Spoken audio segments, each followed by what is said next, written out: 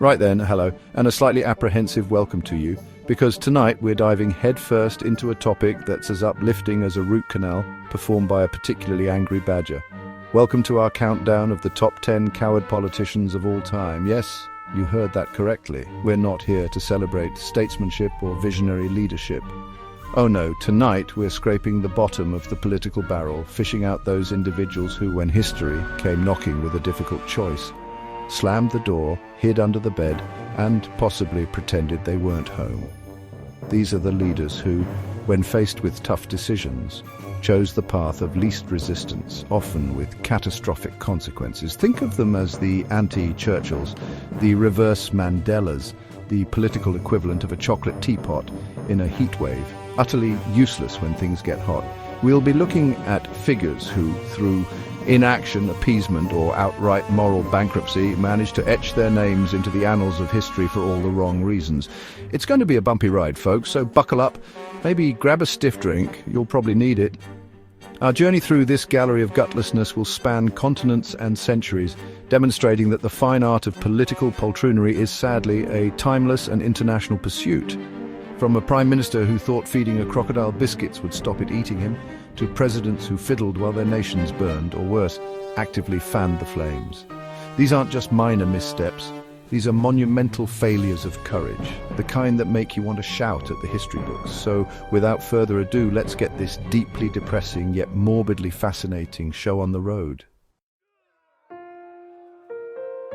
Kicking off our list at number 10 is a man whose name has become synonymous with, well, giving bullies exactly what they want, in the desperate hope they'll suddenly develop a conscience. Yes, it's Britain's own Neville Chamberlain. Now, Chamberlain, bless his cotton socks, genuinely believed he could reason with Adolf Hitler, a man whose idea of a reasonable negotiation was, give me everything or I'll take it anyway, and also, your dog looks delicious. It's like trying to negotiate with a hurricane by offering it a nice cup of tea and a biscuit. His policy of appeasement, particularly the infamous Munich Agreement of 1938, where Czechoslovakia was essentially served up on a silver platter to Nazi Germany, was hailed by Chamberlain as securing peace for our time. Peace for our time. It's a phrase that now echoes with such a hollow, tragicomic ring, it's practically a vaudeville punchline. He returned from Munich waving that piece of paper, looking for all the world like a man who just successfully negotiated the purchase of a slightly used car, not a man who just greenlit the dismemberment of a sovereign nation. The sheer naivety, or perhaps willful blindness, is staggering. While Chamberlain was busy being terribly polite and British, Hitler was, building up his war machine, spewing genocidal rhetoric, and generally making it abundantly clear that his ambitions extended slightly further than the Sudetenland. It wasn't a failure of intelligence, perhaps, but a catastrophic failure of nerve, an inability to comprehend the sheer, unadulterated evil he was attempting to placate with diplomatic niceties. Imagine the scene: Hitler practically salivating at the prospect of European domination, and Chamberlain earnestly believing that a firm handshake and a signed document from a pathologically dishonest fascist would somehow avert disaster. It's the political equivalent of seeing a shark fin approaching and deciding the best course of action is to offer it a pamphlet on vegetarianism. The consequences, of course, were devastating, plunging the world into its deadliest conflict just a year later. So, Neville Chamberlain, for your masterclass in how to deal with a dictator, for showing the world that sometimes the path paved with good intentions leads directly to, well, Poland being invaded, you secure your spot on this unenviable list. It's a stark reminder that in the face of tyranny, a stiff upper lip and a piece of paper are about as effective as a feather duster against a panzer division. A truly spectacular own goal for diplomacy, and a chilling opener for our countdown. Next up at number 9, we have a president who makes a garden gnome look like a dynamic leader, James Buchanan, the 15th President of the United States. Now, Buchanan had the singular misfortune, or perhaps the karmic destiny, of presiding over the country as it was quite literally tearing itself apart in the run-up to the Civil War. And what was his response to this existential crisis? Well, largely it was to wring his hands, issue a few mealy-mouthed statements, and generally embody the political spirit of a damp dish rag, Faced with southern states openly declaring their intention to secede from the Union over the issue of slavery, Buchanan's stance was, and I'm paraphrasing only slightly here, well, secession is illegal, but gosh darn it, I don't think there's anything I can about it. It's like a firefighter arriving at a burning building and saying arson is definitely against the law, folks, but my hose seems to be on back order, so good luck with that inferno. His inaction was not just a failure of leadership, it was an abdication of responsibility so profound it's almost breathtaking.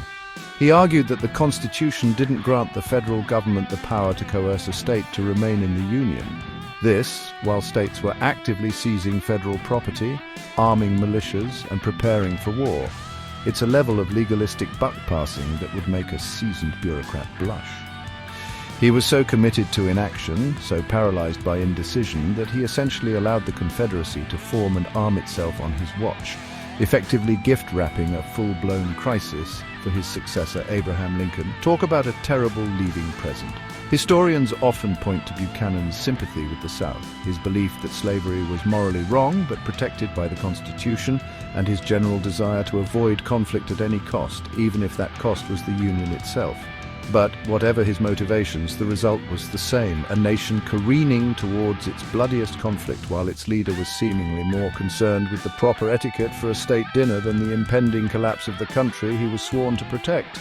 James Buchanan, for your masterclass in presidential paralysis, for demonstrating that sometimes the worst decision is to make no decision at all, and for essentially sleepwalking the United States into civil war. You've more than earned your place here. His legacy is a chilling testament to the fact that in times of crisis, a leader who stands for nothing will fall for anything, or, in his case, just sort of stand aside and let everything fall apart around him. Number 8. A man whose name is practically a synonym for political scandal, Richard Milhous Nixon, Tricky Dick. The president who bugged his opponents, compiled enemies lists, and then tried to cover it all up with the subtlety of a rhinoceros trying to tiptoe through a minefield. His eventual resignation in the face of the Watergate scandal wasn't exactly a profile in courage. It was more like a cornered animal choosing to chew its own leg off to escape a trap of its own making.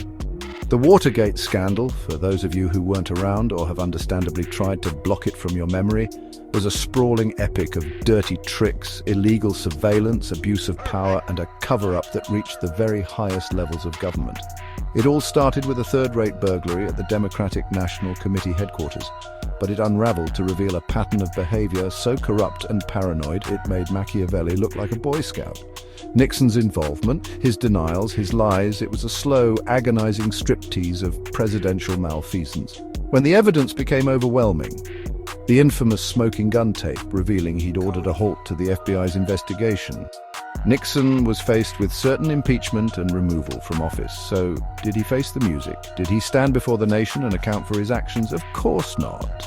That would require a spine, something that seemed to be in short supply in his administration. Instead, he resigned, becoming the first and only US president to do so, flying off into the sunset, or rather into a very comfortable exile in San Clemente. His defenders might say he spared the country further turmoil, but many see it as the ultimate act of cowardice, orchestrating a massive assault on democratic institutions and then, when caught red-handed, refusing to face the constitutional consequences. It was less, I am not a crook, and more, I am not sticking around for this impeachment, goodbye. He avoided the legal and political reckoning that was his due, leaving a scar on the American psyche and a deep-seated cynicism about government that lingers to this day. Richard Nixon, for your breathtaking abuse of power, your pathological paranoia, and for ultimately choosing to flee rather than face the judgment of the people and their representatives.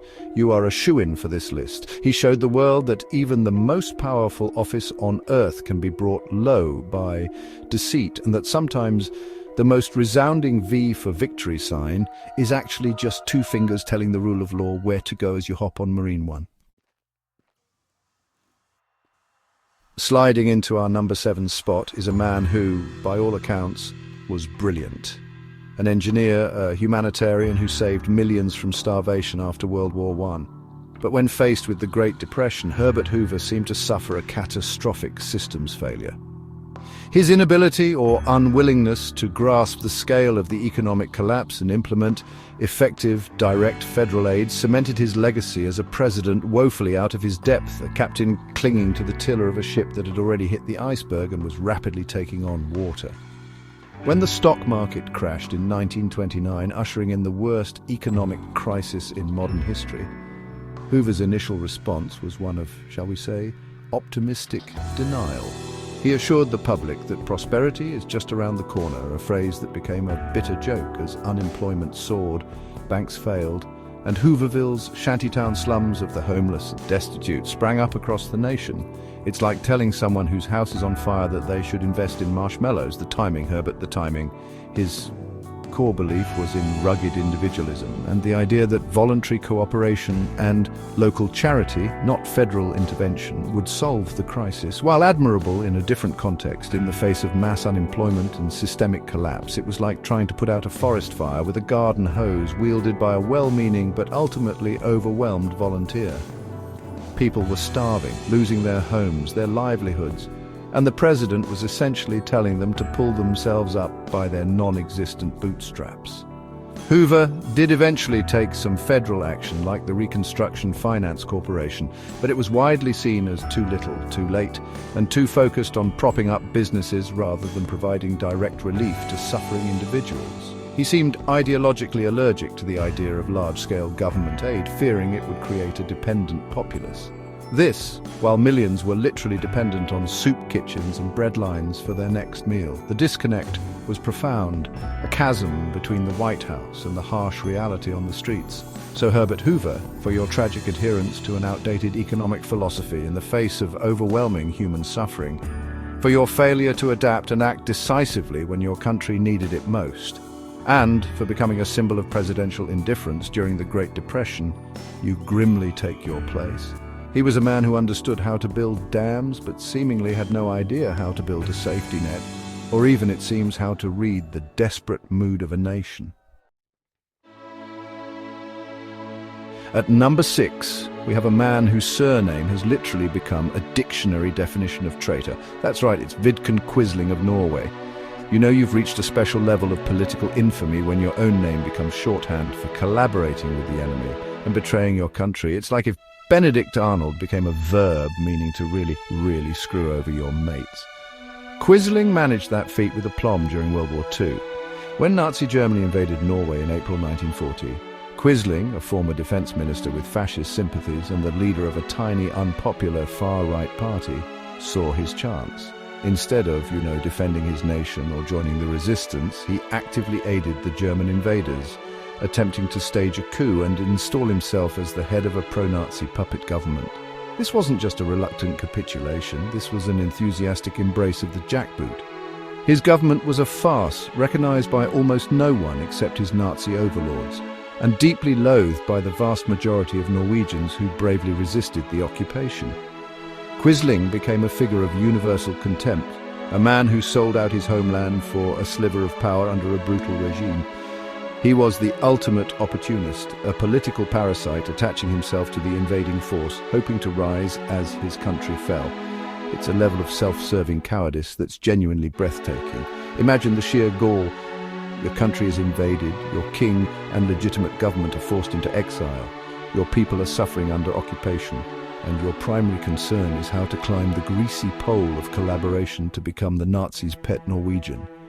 He wasn't just a passive bystander, he was an active participant in the subjugation of his own people, urging Norwegians to support the Germans and even helping to recruit volunteers for the SS. It's a betrayal so profound it almost defies belief. Vidkun Quisling, for your unparalleled treachery, for so spectacularly failing the loyalty test that your name now means, cowardly collaborator, and for providing a textbook example of how to be on the absolute wrong side of history. You are a truly deserving entry on this list. After the war, he was tried and executed for treason, a fitting end for a man whose ambition was as boundless as his moral compass was non-existent. His legacy is a stark warning about the depths to which political opportunism can sink. Cracking our top 5 is Andrew Johnson, the man who had the unenviable task of succeeding Abraham Lincoln after his assassination and overseeing the Reconstruction era in the United States. And let me tell you, he fumbled it. He fumbled it so spectacularly, it's like he was given a golden opportunity to heal a wounded nation and instead decided to rub salt, lemon juice, and perhaps a particularly angry porcupine into its open sores. His opposition to protecting the rights of newly freed slaves was a monumental failure of moral courage. Johnson, a Southerner and a former slave owner himself, clashed bitterly with the Republican-controlled Congress over the terms of Reconstruction. While Congress sought to ensure civil rights and protections for African Americans in the defeated Confederacy, Johnson was handing out pardons to ex-Confederate leaders like they were candy at Halloween and vetoing crucial civil rights legislation.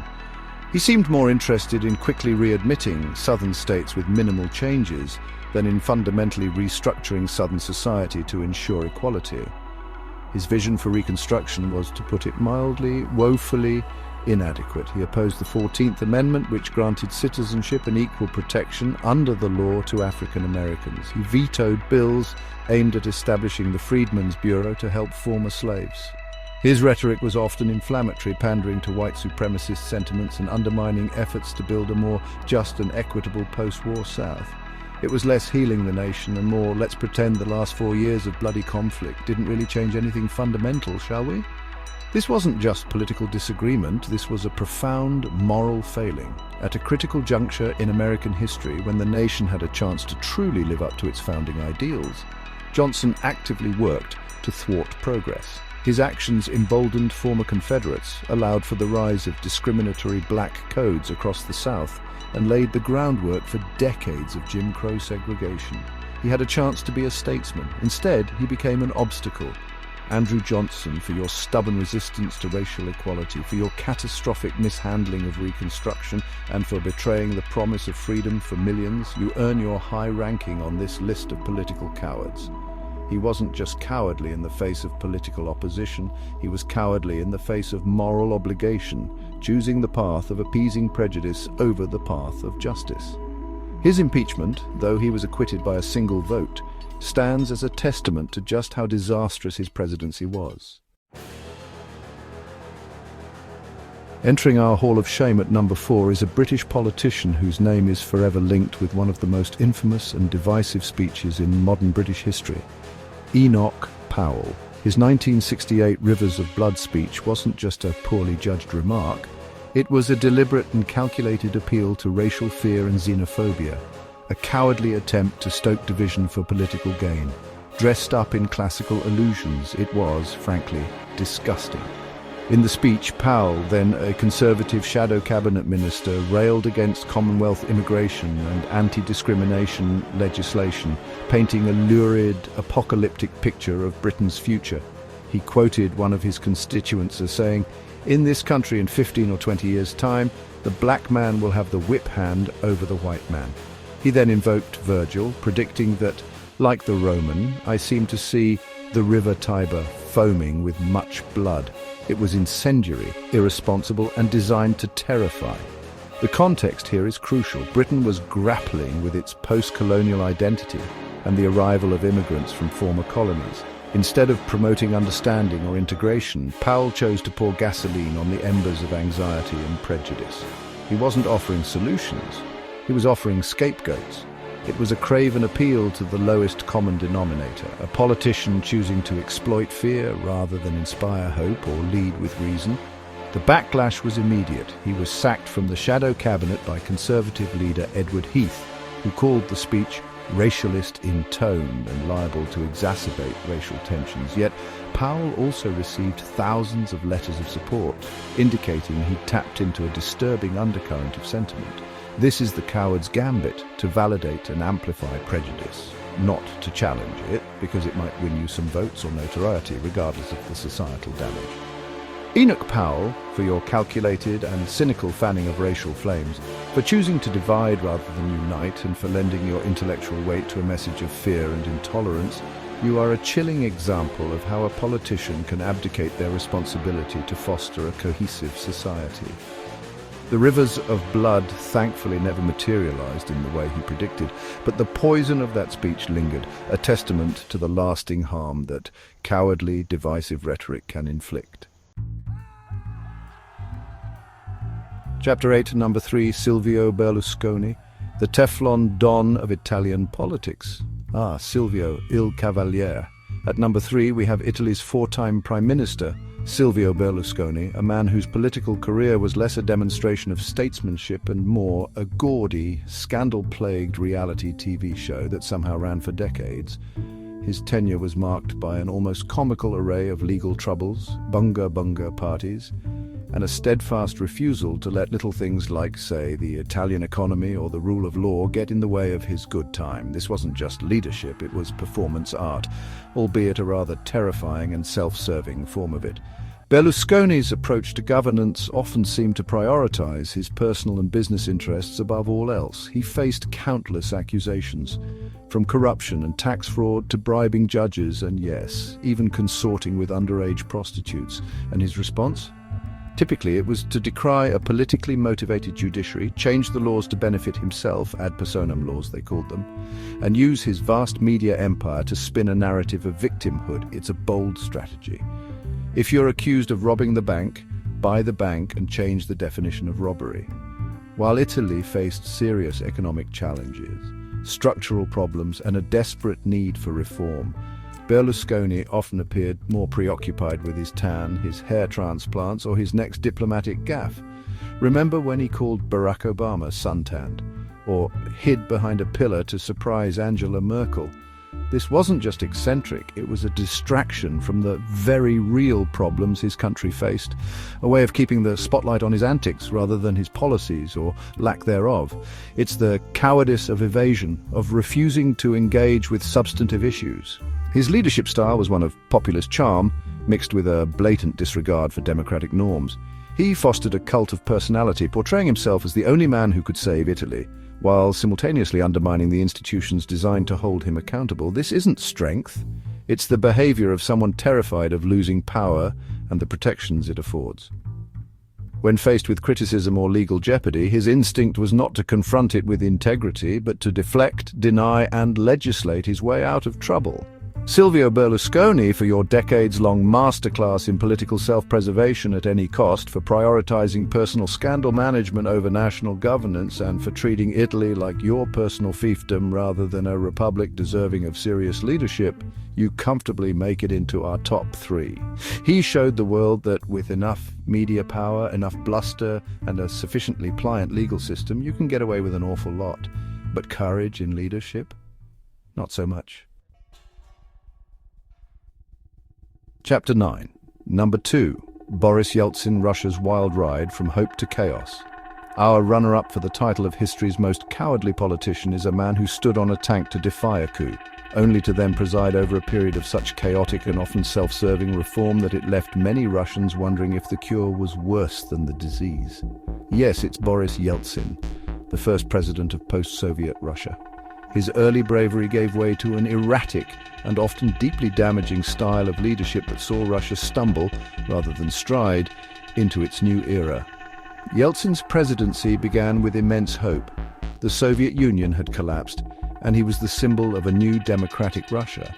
But the shock therapy economic reforms he championed, implemented with brutal speed, led to hyperinflation, a collapse in living standards for millions, and the rise of a super-wealthy class of oligarchs who plundered state assets in rigged privatizations. It was less a carefully managed transition, and more like throwing a priceless Fabergé egg into a cement mixer.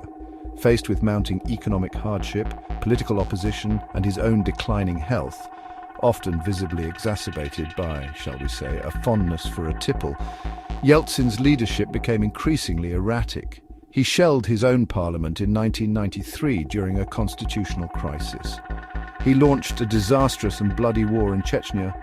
His public appearances sometimes veered into the bizarre, fueling concerns about his fitness to lead a nuclear power through such a turbulent period. This isn't the steady hand of a courageous leader, it's the flailing of a man overwhelmed. The cowardice here isn't necessarily a lack of physical bravery, but a failure of political and moral courage to manage Russia's transition responsibly. Instead of building robust democratic institutions and a fair market economy, his administration often seemed to prioritize the enrichment of a select few and the consolidation of its own power, sometimes through deeply undemocratic means. The 1996 election, which he won under dubious circumstances against a resurgent Communist Party, is a case in point. Boris Yeltsin, for overseeing a transition that enriched a few while impoverishing many, for an erratic leadership style that often bordered on the reckless, and for ultimately failing to lay a strong, stable and truly democratic foundation for post-Soviet Russia, you take the silver medal in our cowardice countdown. His final act, anointing Vladimir Putin as his successor, now looks less like a smooth handover and more like a desperate attempt to secure his own legacy and, perhaps, immunity from the chaos he helped create. Chapter 10. Number 1. Paul von Hindenburg, the field marshal who handed the keys to a monster. And finally, at the very top, or should I say the very bottom of our list of cowardly politicians, we have a man whose final, fateful decision plunged the world into unimaginable darkness. Field Marshal Paul von Hindenburg, President of Germany. An aging war hero, a symbol of the old order, who, in a moment of catastrophic misjudgment and political weakness, appointed Adolf Hitler as Chancellor of Germany in January 1933. It was an act of cowardice disguised as shrewd politics, with consequences that still beg a belief. Hindenburg, by all accounts, personally despised Hitler, referring to him as that bohemian corporal. Yet, swayed by a cabal of conservative advisers who believed they could control Hitler and use his popular support for their own ends, Hindenburg relented. They thought they could put the Nazi genie in a bottle once they were done with it. How tragically, catastrophically wrong they were. It's like thinking you can keep a rabid tiger as a house cat by promising it a slightly larger saucer of milk. The Weimar Republic was fragile, beset by economic depression, political extremism, and a public yearning for strong leadership. Hindenburg, as president, had considerable power. He could have stood firm against the Nazis. He could have sought other solutions, backed other coalitions, but under pressure, tired, and perhaps seduced by the illusion of restoring order through an authoritarian figure he secretly planned to manipulate, he made the fatal appointment. This wasn't strong leadership, it was a capitulation born of fear, exhaustion, and terrible advice. Within months, Hitler had consolidated power, dismantling democratic institutions, suppressing opposition, and laying the groundwork for his totalitarian regime. Hindenburg stood by, largely powerless or unwilling to intervene as the Reichstag fire decree and the Enabling Act effectively ended democracy in Germany. He had the authority, the prestige, perhaps even the duty to act as a brake, but he failed. He became a figurehead, a rubber stamp for the very forces he had too late come to fear. Paul von Hindenburg, for your monumental failure of judgment, for your weakness in the face of rising extremism, and for your ultimate act of appointing a genocidal maniac to lead your nation, thereby unleashing World War II and the Holocaust, you are, without a shadow of a doubt, our #1 most cowardly politician in history. His story is the ultimate cautionary tale that sometimes the greatest acts of cowardice are committed not by those who actively seek evil, but by those who, through weakness or miscalculation, allow evil to triumph. Outro reflecting on the abyss of abdication. Well, there you have it, our thoroughly depressing but I hope illuminating countdown of the top 10 coward politicians of all time. From the misplaced appeasement of Chamberlain to the catastrophic misjudgment of Hindenburg, these are leaders who at critical junctures chose the path of least resistance, personal gain or willful blindness, often with devastating consequences for their people and the world. It's a sobering reminder that courage in leadership isn't just a desirable trait, it's an absolute necessity. These stories serve as stark warnings. They show us how easily power can be abused, how quickly principles can be abandoned, and how profoundly the cowardice of a few can impact the lives of millions. Thanks for watching our countdown of the top 10 coward politicians of all time. It hasn't been cheerful, has it?